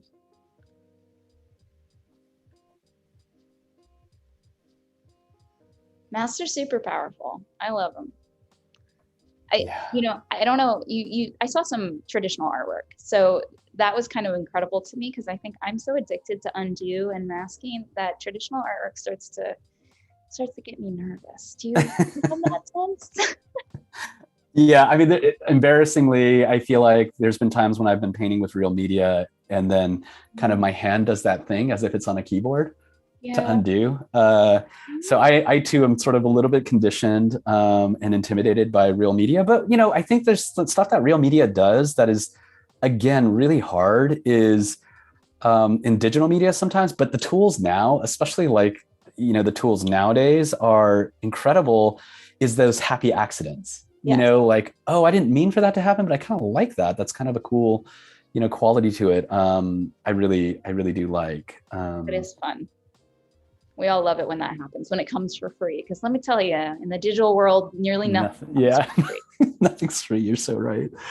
You got to add your little scratches. You got to add your little bumps, and oof.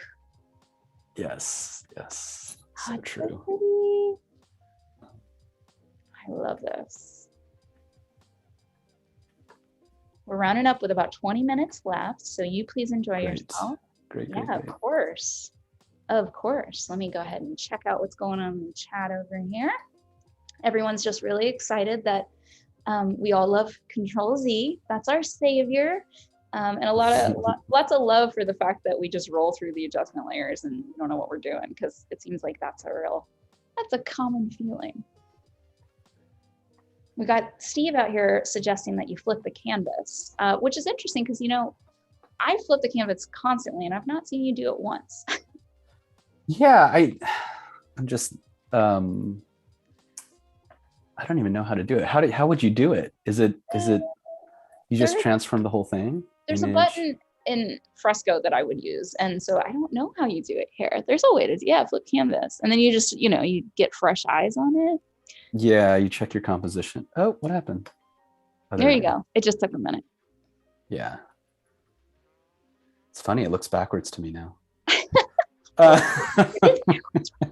It's like an image that doesn't have an actual direction, but it just looks backwards. Yeah. I don't know. I feel like this scene doesn't necessarily have a lot of balance that for me, when I'm drawing a face, I always try to make sure that like the eyes are not like creeping. Oh, so like, I know what you mean. Yeah, that makes a lot of sense, actually. But this one, I don't know. It feels balanced already. So I don't know that I would need to flip it. Yeah, I mean, if I'm being totally honest, I don't do it often, like I don't really, that's not part of, not that it's, I think there's huge value in it, but I think I'm just, Dice and I talk about this. I'm a bit of a lazy painter, right? Like I sort of run out of energy after a certain amount of time. And totally. The Dice is really great. He could work on a painting for 20 minutes a week.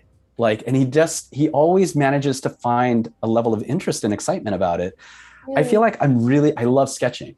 Yeah. And it's like, as long as I stay in that mindset that it's a sketch, yeah, and I just, that part of it is just, I know so few tools in Photoshop, to be honest. And I just use those same tools 1,000 times over. I kind of love that. Although I'm sort of a switch hitter with both of those, but because I admire Jay Schuster, who you brought up, he's the same way. He draws it and he's done. He doesn't think about it. He's over it and he's on with drawing. Yeah. But for me, I don't know. Sometimes I laboriously paint and spend hours on something, and I'm jealous of the ability to just get it done and get it out there, because I feel like I'm not good at it. I mean, I think, I think it's a little bit, again, it's like a little bit of insecurity on my part of just feeling, that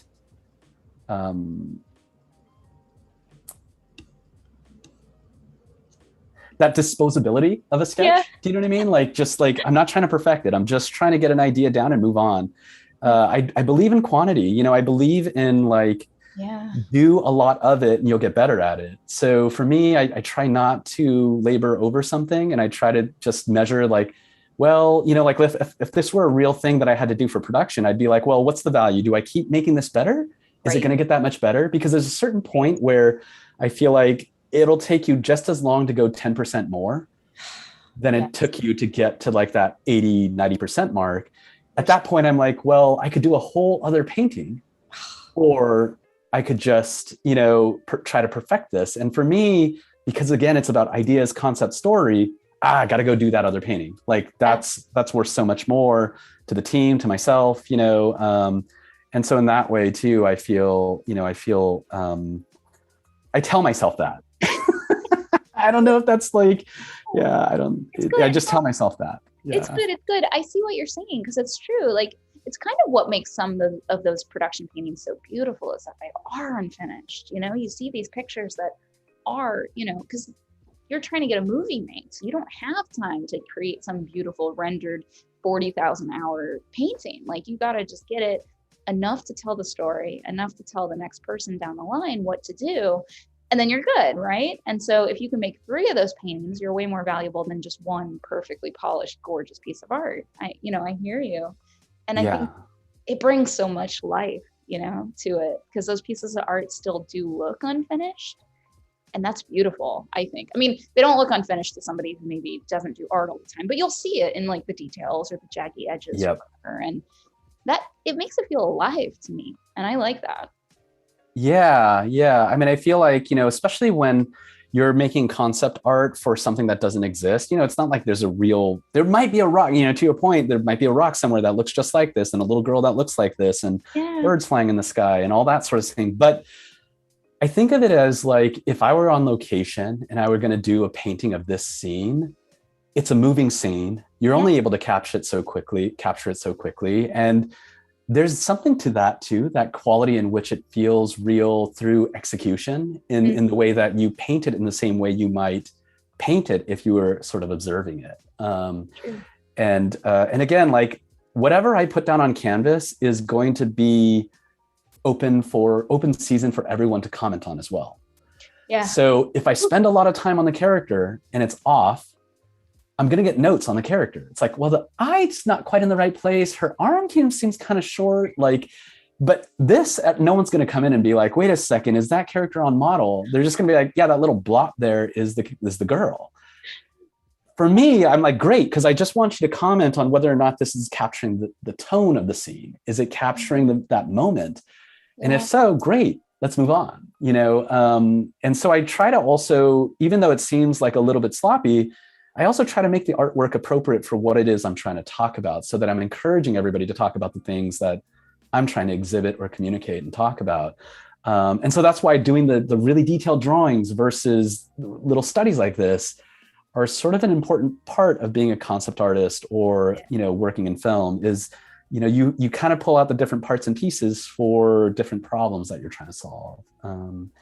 So yeah, and that's the Fresco pipeline of working for me, is that, you know, studies, and capturing tone and moment overall. Now, do you get to do this a lot for your personal work? There's a question in the chat about that. Like, you know, how many personal pieces of work are you able to do in a week? And do you consider the stuff you do for Tonko House personal, or is it work, you know? You know, it's funny. I think the same way I did at Pixar, where every piece of artwork I do is personal.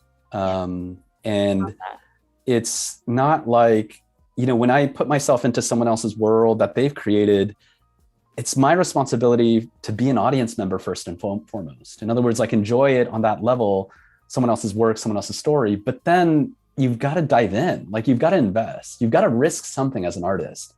And I think the risk really is making it personal, feeling like this is my point of view. This is like what I want to say about it. This is the moment that I think is important. Now, Dice as a director may come look at this and be like, I want that light hitting her, you know, and I have to be open to that. It's his film, it's his story ultimately. But I also think it's important for me when I pitch it to let him know why I picked the moment after the sun has gone down. You know, it's like dinner's right around the corner. It's that moment in which it's like she's a little bit up into mischief, chucking rocks out into the forest. Who knows who she might hit? Ooh. And it's like that fleeting moment that it's like, okay, well, you know, it's like the sun is going down. And, you know, because of that, I could imagine too, that like Dice may come in and say, you know, well, that's cool and everything, but really, I really do want that. And, you know, so then again, working digitally, I just feel, you know, I might be like, well, okay, like, let's see what that really feels like. And I would take something, you know, like this and sort of play with what that might look like. And again, I think this is just so much easier to do digitally than traditionally, right? Like I could just sort of start to really quickly, well, what does it mean to have the light sort of catch her and catch a bit of that rock, you know? What's going on? Great. Sometimes you get that, you know, when the sun is just burning, it's low in the sky and it's all bright. Yeah. And it's like, you know, I don't think, you know, for me, there is like a quality in which it's like, okay, well, you know, it would probably be catching the sky a bit. There'd probably be, you know, quality of it in sort of the clouds a bit, you know? Yeah, adjustment layers are so good for that. And I can imagine working quickly, getting direction, getting notes. You got to be able to switch it up without feeling like you have to make a whole new painting. Yes, yeah, totally. It's really just wild. We got about 10 minutes left, my dear. So you keep on going, having a good time. Maybe we'll spend the last 5 minutes sort of chatting with our friends in the chat, if that sounds good. Yeah, that sounds great.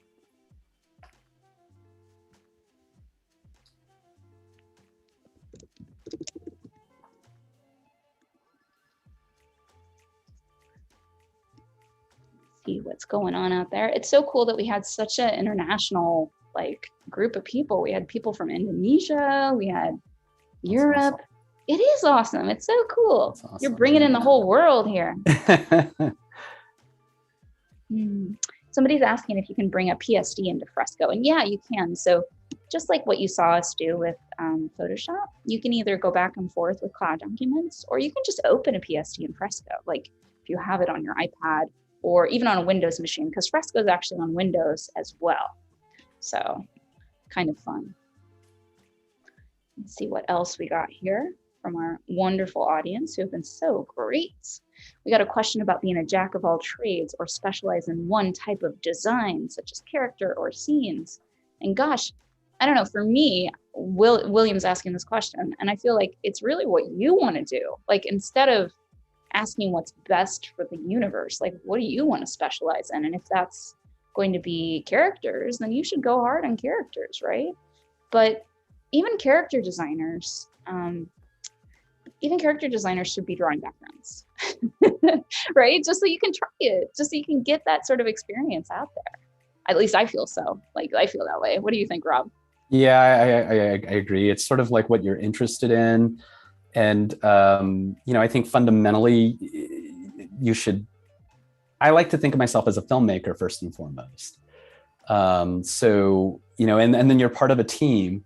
Sometimes it's really great to specialize because you need a specialist, but sometimes the team just needs you to rise up to solve where the problems are, Yeah. And so I really do feel like there's a huge quality of being open, being curious about all of it, but also go where you gravitate towards, and think about it as a team. It's like,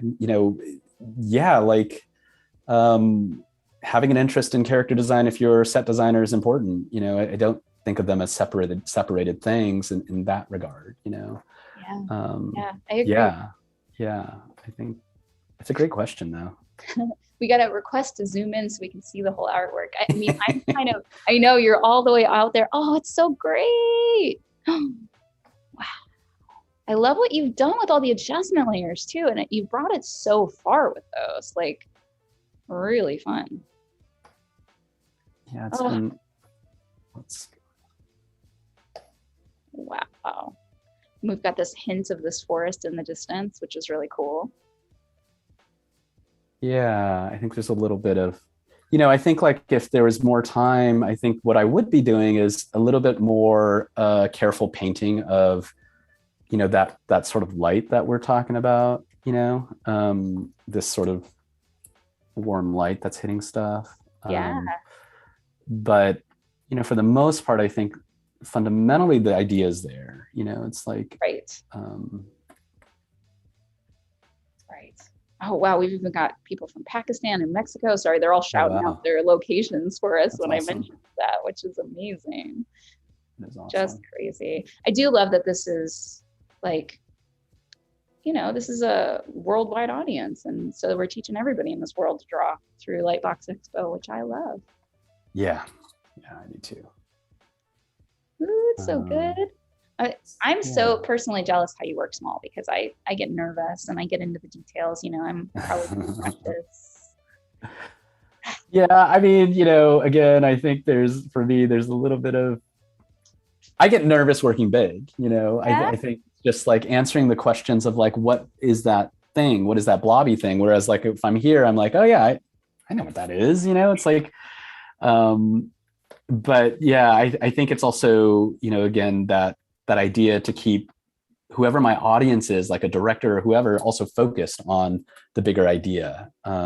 So I do zoom in if I need to like convey the design of the clouds or the girl or the rock or the trees or any of that, then, I would be working a little more detailed and that sort of thing. But yeah.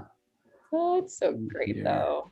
I even think it's beautiful big though, but I get what you're saying. And I thought it was brilliant the way you described it. Is if you show this to a director and you spent too much time on the character and they're just close enough that they're wrong, that is the feedback you'll get, right? But it's kind of like giving a presentation. You want to be careful about what details to bring up or to not bring up so that you keep people along your same path, so that you're telling the right story.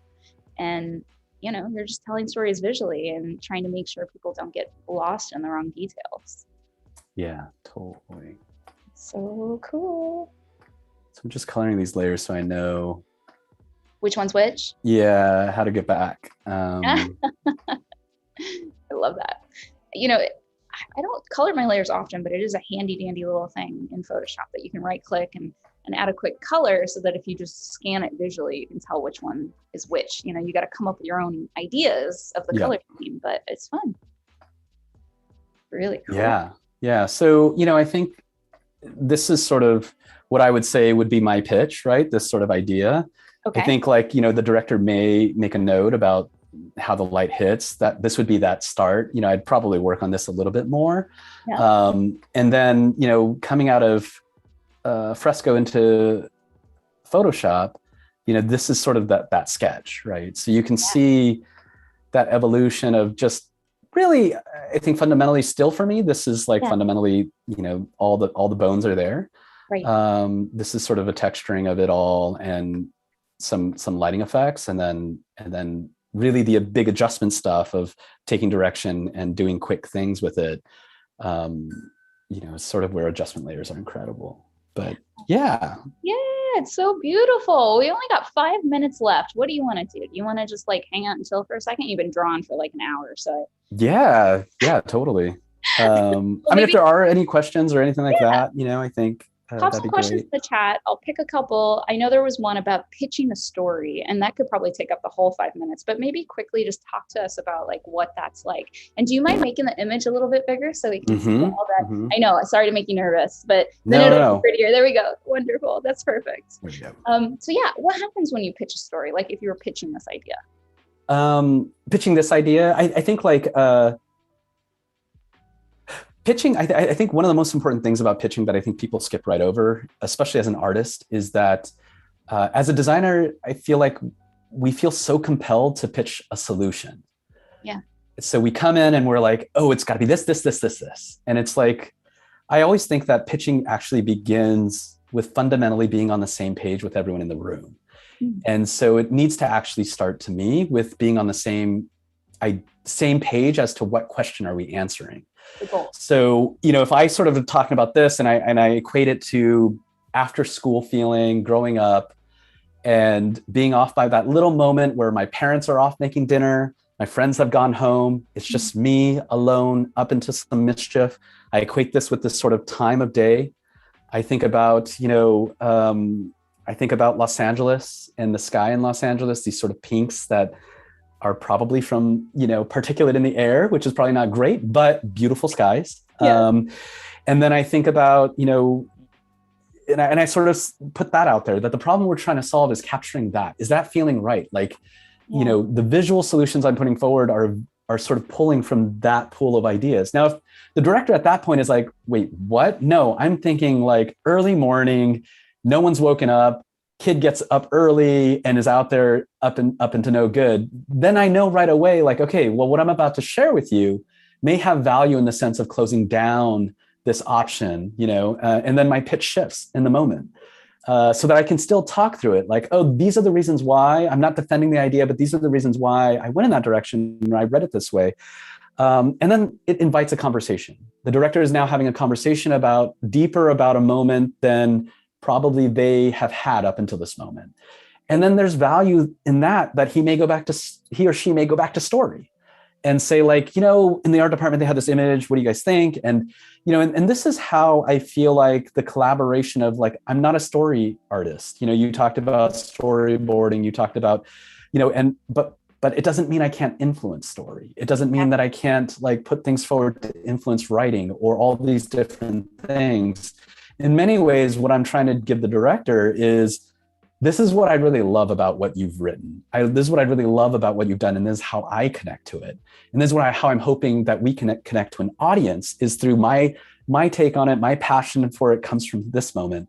And I'm trying to get the director excited about their own thing first and foremost. And so coming with a problem, putting it through a personal lens, and then pitching a solution, you know, a possible solution with an openness that I do have to uncouple myself from the train or decouple myself from the train at that point, that as much as personal investment I have in this idea, I need to be ready to move on to something completely different potentially. Absolutely. And I think that's that's key, to pitching ideas. Oh my Overall. gosh, that was such a good I don't know. answer. Was that, what do you Yeah, think? no, it was perfect. And sadly, now we're running out of time, and we've got like they're giving us the little hook thing. So, Oh yeah. I'm going to thank you so much for your time. This was incredible. And please don't go away. We've got more streams coming to you. So don't leave, guys. We've got more. You can always catch the replay. And please check out Robert's work on his Instagram or also on Tonko House. And we can't wait for that new book to come out with your cute little, your mushrooms and all that stuff. So please Thanks, Renee. update the Adobe Live team. Come back and maybe talk us through the book. It'd be great. Anytime. Yeah. Thank you so much for having me. And thanks for, showcasing Tonko House and what we do. It's super exciting, and Fresco's awesome. So thanks for introducing it. Thank you so much. All right, guys, stick around. We got more coming up at 12. We've got Kristen Garland of She-Ra and the Midnight Gospel. So don't go too far, okay? Thank you so much, Rob. Bye, guys. Bye, everybody.